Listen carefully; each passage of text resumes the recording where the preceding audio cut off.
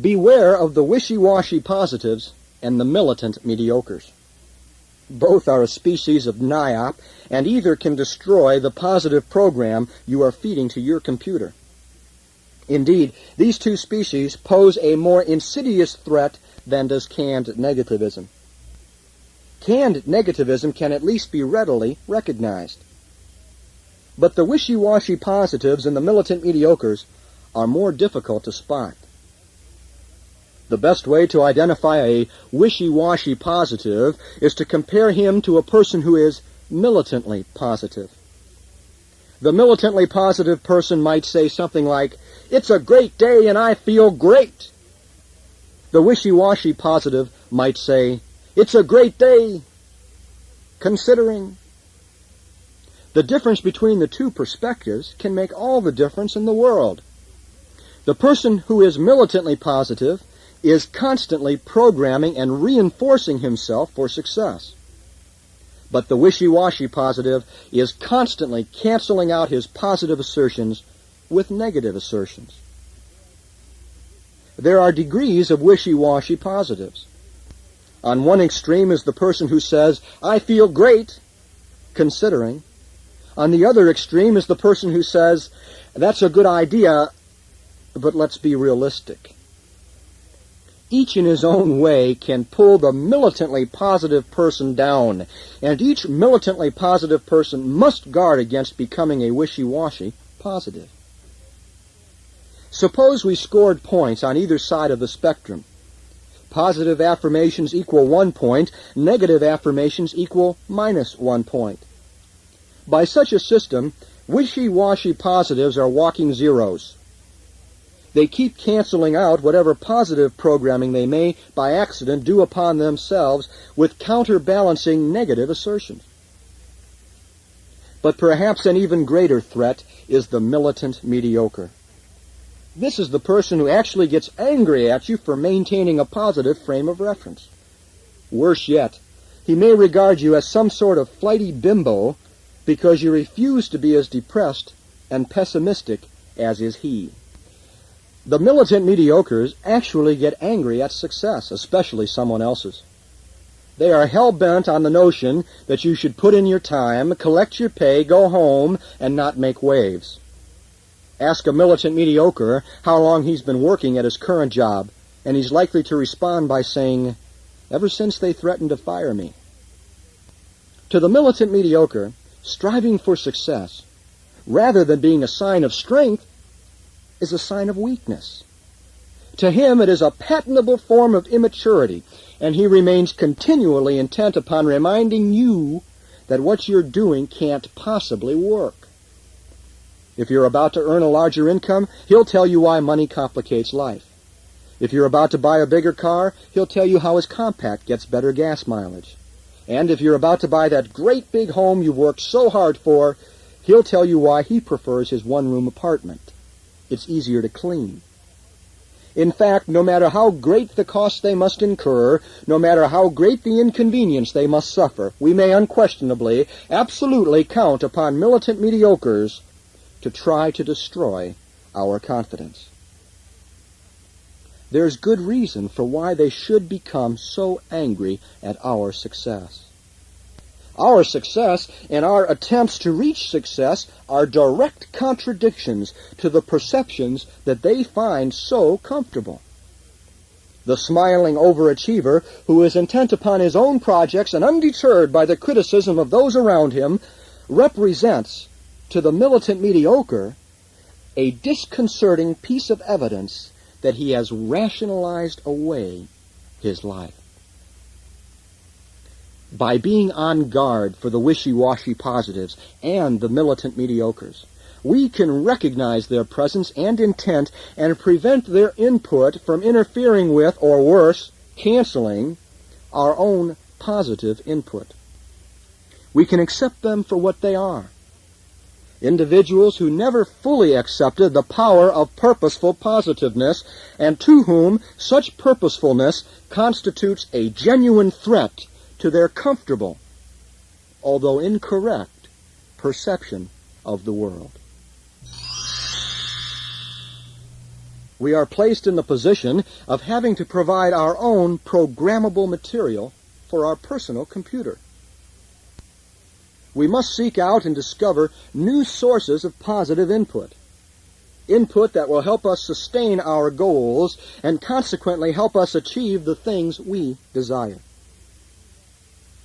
To seek new methods requires that we break old molds. It requires, in many instances, that we adopt new behavior patterns, new friends, and new centers of influence. Each of us has at our disposal a variety of tools that we can use to help sustain that positive image of ourselves and our destiny. But none of the tools that are currently available will, except by accident, come our way without our help. We are required to take affirmative action, seeking out those things that will help us reach our full potential and that will help counterbalance and indeed conquer the many negative voices around us. It seems the older we get, the more difficult it becomes to change our lifestyle and our habits. I've heard cynics describe positive motivation as worthless because, in their words, I tried it for a week and it didn't work. But if we view our perceptions and attitudes as products of a continuing discipline, then we must take continuing action over the long run to sustain that positive approach. People, Lincoln said, are about as happy as they make up their minds to be. Sustaining a high level of enthusiasm and self-esteem and a deep-seated belief in our ability to accomplish our goals cannot be accomplished on a Monday, Wednesday, and Friday only basis. It's a 24-hour per day, 7-day per week task. It's obvious, based merely upon a cursory inspection of the many negative voices around us, that we must latch onto any device we can discover that is capable of helping us maintain attitudes worthy of our potential as human beings. It has been said that 10 years from today, we will be the product of 3 things: the people we hang out with, the books we read, and the tapes we play. The sum total of the sources of positive input that we can find for ourselves can be lumped into one of these 3 categories. Let's explore each one to see how they may help. If you want to fly like an eagle, you must hang around with eagles.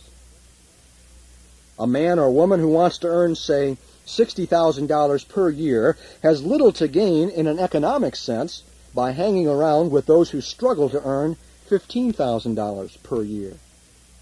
We must seek out the acquaintance and friendship of those people who we admire most. We must come to know and understand what makes such people tick. Why do they have the things I don't have? Why do they do the things I don't do? Why do they believe the things I don't believe? A less than sensitive observer once said, "Poor people ought to take rich people to lunch." The mode of expression may have been questionable, but the sentiment is on target insofar as it expresses the notion that we have much to learn by those who are more successful than us. I don't propose that you become a hanger-on. We've all met those who wallow about in the presence of more successful people, hanging around with the hope that that big deal or opportunity will be gratuitously thrown their way. What I propose instead is that you become a student of the people you admire most. Unabashedly announce to them that you have deliberately made their acquaintance so that you may learn and observe and grow. Successful people are, by nature, busy people, and it is frequently difficult to get to them without unduly imposing on their time. But the belief that such folks are uneager to share their ideas or that they are inaccessible to all but a few is simply false. As a young and inexperienced attorney in Cincinnati, I had the gall to open my own office and attempt to handle any legal problem that walked in the door. It wasn't long before I realized that I needed help in solving such weighty problems as what to charge for a divorce, and where to park down at the courthouse. I picked up the phone and contacted some of the most prestigious and well-respected attorneys in the city. They were, rather than being inaccessible, eager to share their ideas. I would simply make an appointment to see them, explaining that I was a new attorney and that I needed help. What would always begin as a scheduled 30-minute discussion would usually last most of the afternoon with the old-timers bending my ear with the war stories and ideas that they had accumulated over the years. Many of my friends in other professions have experienced a similar phenomenon. It is our collective opinion that successful people are generally eager to share their ideas with sincere and forthright neophytes. All they ever ask in return is that they be listened to seriously and that their advice be taken for what it is, the accumulation of a substantial amount of experience and expertise. It's a heartening and enlightening experience to make the acquaintance of someone who you have admired from afar and to discover that they are eager and willing to share their ideas and insights. It's especially heartening upon getting to know such people to discover that they, like you, have their ups and downs, their successes and failures, and that in the vast majority of instances they are still growing, as are you, at what they do. Consider for a moment the people with whom you hang around and weigh what they have to offer against the goals that you have established. Are these the folks with whom you really should be spending your time? Are they pulling you up or dragging you down? Is that friend or neighbor really not in a position to understand or appreciate, regardless of how well-intentioned he may be, the sincerity with which you have set your goals and the intensity with which you intend to pursue them? If he isn't, I submit that it is not fair to either of you to continue a relationship, however close, that has the effect of pulling one or both of you down. Make a list today of the people whose opinions you would value.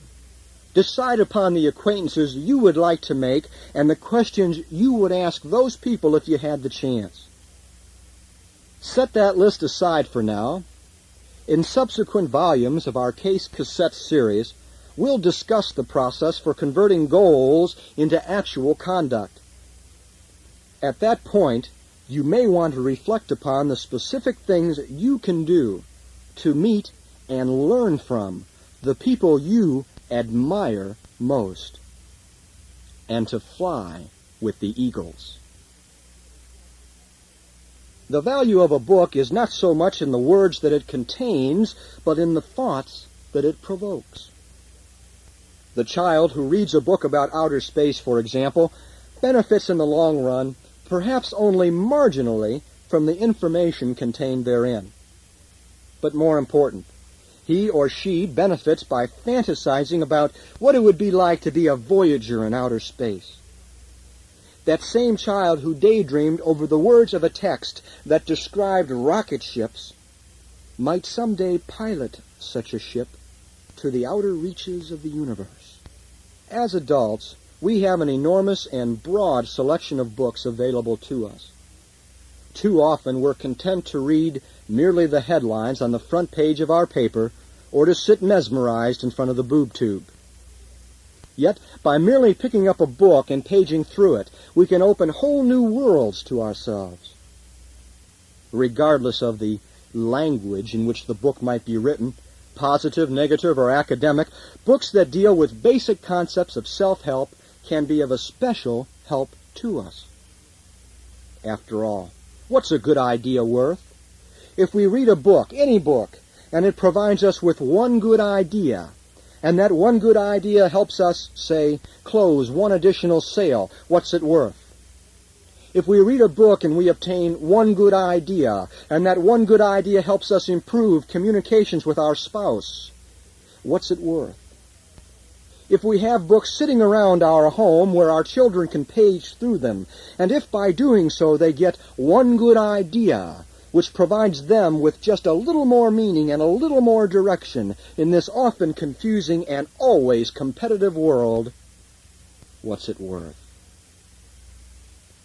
The value of books can't be measured purely in economic terms, or emotional terms, or intellectual terms. Their effect is too potentially profound and far-reaching. But if we are to continue to program our computer, if we are to continue to overcome the abundant negative influences around us, we must wade through the pages, thoughts, and ideas of others and build upon those ideas with thoughts of our own. Years ago, many of us were bookworms. Now, many of us are becoming tapeworms. Pound for pound, penny for penny, motivational and instructional cassette programs offer the finest positive programming technique available. I went to school for 19 years, and I wouldn't trade that experience for $1 million. But I am increasingly convinced that cassette education is the greatest educational advancement since the invention of the Gutenberg press. The trouble with formal education is that it's very time-consuming and very expensive. On the other hand, no one will hand you a diploma for listening to a cassette program. But what you will receive are things which are, probably at this point in your life, of a whole lot more value. More income, perhaps. Better personal management techniques, better business management techniques, effective ideas on communication, and pure, unadulterated inspiration. Consider that for a very small investment, you can go down to your local store and purchase a reasonably decent tape recorder. You can put that tape recorder on the front seat of your automobile, turn off the doo-wah-diddy-diddy station on the car radio, and turn on your instructional and motivational cassette programs. We all literally have a classroom on wheels where we spend many hours per week. We must turn our driving time into learning time. Cavett Robert, who has pioneered the use of cassette training programs, points out that school is never out for the pro. He emphasizes that through the use of cassette programs, we can grow through life, not go through life. Constant self-improvement can't be had by trial and error. Experience may be the best teacher, but the tuition is too high. Just about the time we figure out the rules, we're too old to play the game. Instead, cassette education gives us the opportunity to use OPE, other people's experience. Cassette education gives us the opportunity to hang around with eagles by listening to the organized, recorded ideas of successful individuals. That inexpensive tape recorder and those cassette programs comprise our own private tutor. He works for pennies a day whenever we want him to, and he gives us the opportunity to constantly program our mind in a positive fashion through spaced repetition. Finally, with cassette programs, we have, whenever we choose, our own positive voice to counteract and conquer the many negative voices around us. While the rest of the world is saying, no, you can't, no, you can't, that little voice on the car seat next to us is saying, yes, you can, yes, you can, yes, you can. Cassette education gives us the opportunity to use our off-peak time. While shaving in the morning, perhaps, over lunch, during a coffee break, while driving in our automobile, and before going to bed. The use of cassette tapes is especially beneficial just prior to sleep. Not only as a buffer against the more negative news you may have received during the day, but also because it permits our subconscious mind to concentrate upon something positive during the night. Moreover, cassette education is relatively inexpensive. Many of us own hundreds of dollars worth of stereo equipment, and we invest readily in records and 8-track tapes of music. When compared to musical recordings, cassette education is, in fact, less expensive. For example, a cassette program containing 6 cassette tapes will normally contain 5 to 6 hours of instructional material. Such a program normally sells for about $60. An 8-track tape of the music of your favorite recording artist might contain 30 to 40 minutes of music and cost about $9. A comparable amount of music, therefore, would cost more than $60. A single instructional cassette tape costing $10 is comparably priced to a $9 8-track tape and frequently contains up to twice as much recorded material. Music itself can be a form of uplifting and positive input, but words are the fingers that mold the mind of man. Incidentally, now is the time to order the remaining 2 volumes of your Case cassette library. Call Collect and place your order by phone. The process of improving our inside mini environment involves 3 steps. First, we must get straight with that guy inside. We must critically evaluate who he is now and what he can become. We must accept the notion that the way others see us may become a self-fulfilling prophecy if we let it. We must spend our time not blaming past experiences or other people for our failures, instead accepting responsibility for our destiny. And we must totally and unconditionally accept ourselves as the very best friend we'll ever have. Second, we must turn on our success mechanism by accepting, logically, the 3-step process we must undertake to effectively establish our goals. First, we must establish our goals and understand why their mere establishment, if maintained, will work. Second, we must adopt a conscious mental process by which we sustain the vivid image of our goals. And third, we must relax and allow our automatic, built-in success mechanism to work for us. Finally, we must program our computer each day, every day. We must use the logic that we possess to affect our attitudes, which in turn will affect our emotions. It is us against the world in this regard. We are bombarded continuously with negative repetitions which cause us to demean ourselves and lower our goals. We must adopt a stance of militant positiveness, fed by positive affirmation, through which we avoid the threats of canned negativism, wishy-washy positiveness, and militant mediocrity. Finally, we must sustain that positive input by recognizing that in the future we will be the product of 3 things: the people we hang out with, the books we read, and the tapes we play. It is in many ways a tough business being a success. It's not easy to reach our full potential. But even before we can begin utilizing the tools we have, we must overcome the obstacles that have been laid before us. This cassette program has been devoted to a discussion of methods that can help us do just that. In Volume 2 of our Case cassette library, we'll explore success techniques within the outside and home mini environments. And in Volume 3, we'll explore the work mini environment and discuss the all-important notion that we must seize control of our life. Congratulations! You are well on your way to creating a success environment for you. See you in Volume 2.